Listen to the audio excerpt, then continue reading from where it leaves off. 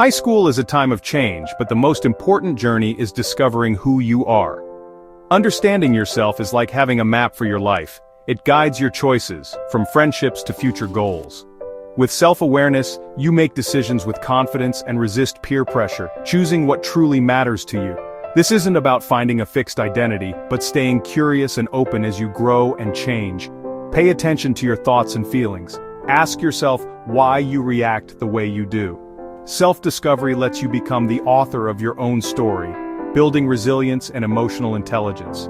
When you know your strengths, you can overcome challenges. When you know your weaknesses, you can improve or adapt.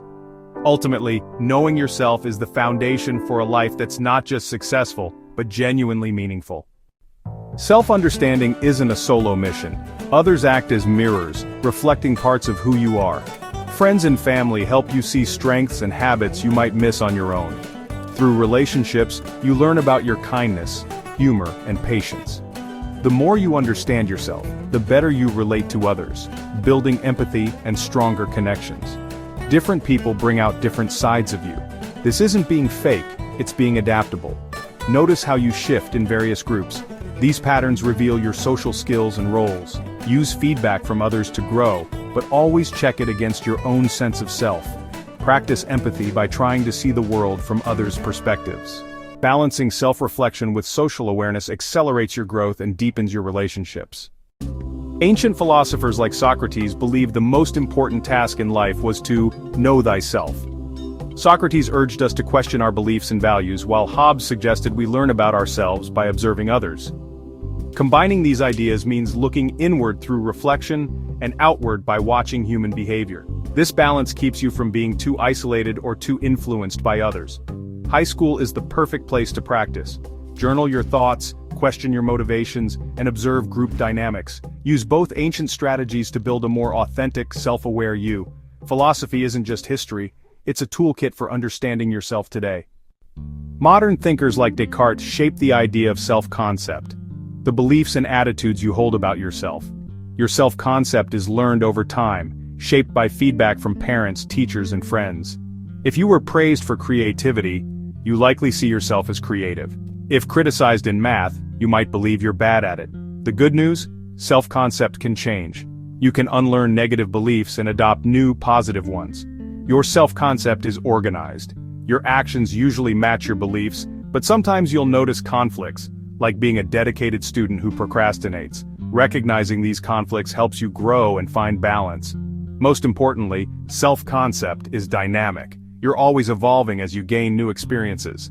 Embrace this change. It's called growth. You're never stuck. You're always a work in progress. Freud described the mind as three parts: the id, ego, and superego. The id wants instant gratification. Think of it as your impulsive side. The superego is your inner critic, pushing you to follow rules and aim for perfection. The ego is the mediator, balancing your desires and your morals to make realistic decisions. As a teen, you might feel the tug-of-war between impulse and conscience more strongly. Sometimes the ID wins, leading to regret. Sometimes the superego is too harsh, causing guilt. The goal is a strong ego, one that listens to both sides and makes thoughtful choices. Your brain is still developing these skills, so be patient with yourself.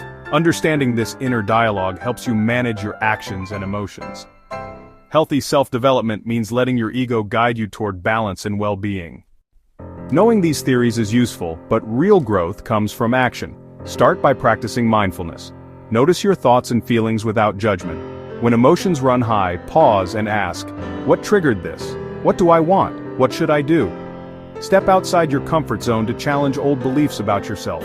Each new experience rewrites your self-concept and builds confidence. Use the social mirror. Ask trusted people for honest feedback and reflect on what you learn. Don't accept all feedback blindly. Compare it to your own sense of self. Make reflection a habit, whether through journaling or quiet thought. Learn from both successes and mistakes. This is your Socratic self-examination.